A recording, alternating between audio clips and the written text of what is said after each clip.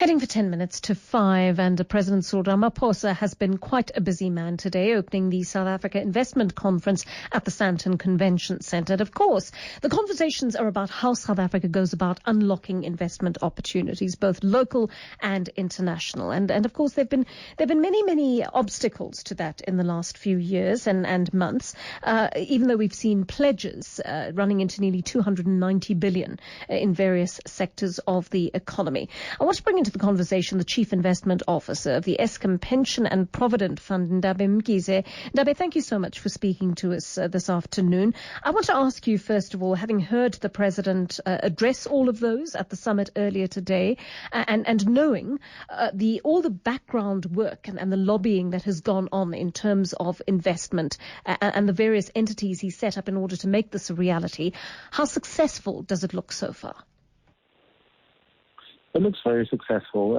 It's credible to see what has been done last year and the fact that there is progress from the time the pledges were made to 12 months forward. And the report card that the President was giving shows a government that is committed to doing something about investments. It's good to be coming for the second time and to see the deepening of those commitments and how tangible some of the projects are. And the ability as well for things like impact investing to play a role in catalyzing a lot of the growth that is needed by the country. Right. I see you're one of the panelists at the Impact Investment Forum. What are the challenges that pension funds are experiencing investing in this particular area? Well, for starters, pension funds are experiencing a global low-return environment.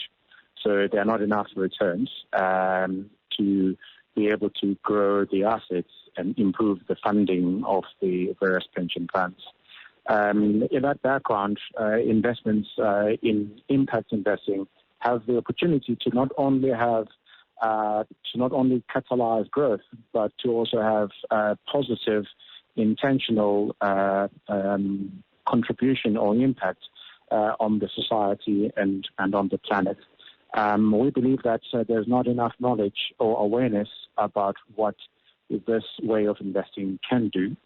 We believe that it's not limited to just a cottage industry, but it should be the way that we do a lot of our investing so that we can get job-creating growth.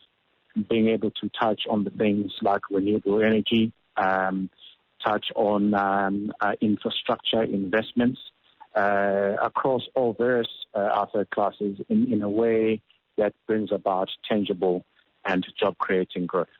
What opportunities exist in the market right now, Ndabe? Mainly it has been in unlisted investments, although it should not be limited to only unlisted investments. We're seeing a lot of investment in renewable energy projects, also social infrastructure like education and healthcare, some limited projects in the water space.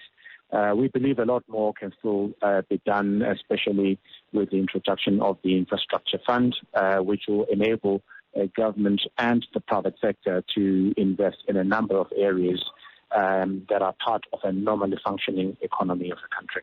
And what sort of return on investment can investors actually expect in our current economic climate?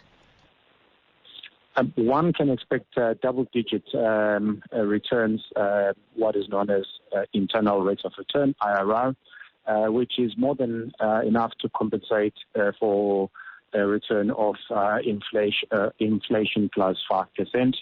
On a blended basis. So anything double-digit. In the past, that used to look a bit pedestrian when the stock market was producing 20 or 21%.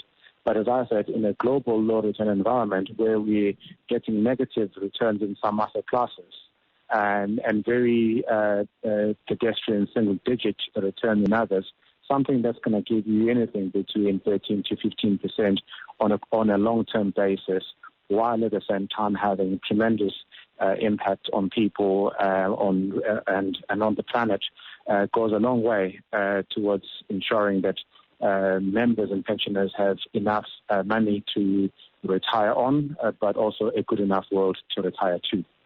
Just a last question, and I know you're not at all involved with operational issues at Eskom, Ndabe, but of course this question is going to come up repeatedly. The fact that there is a worry that you're asking investors to come into this country to plough their money into the economy, and there are no real guarantees that Eskom is going to be able to provide them with the electricity to power their businesses and ensure their money grows in the coming years.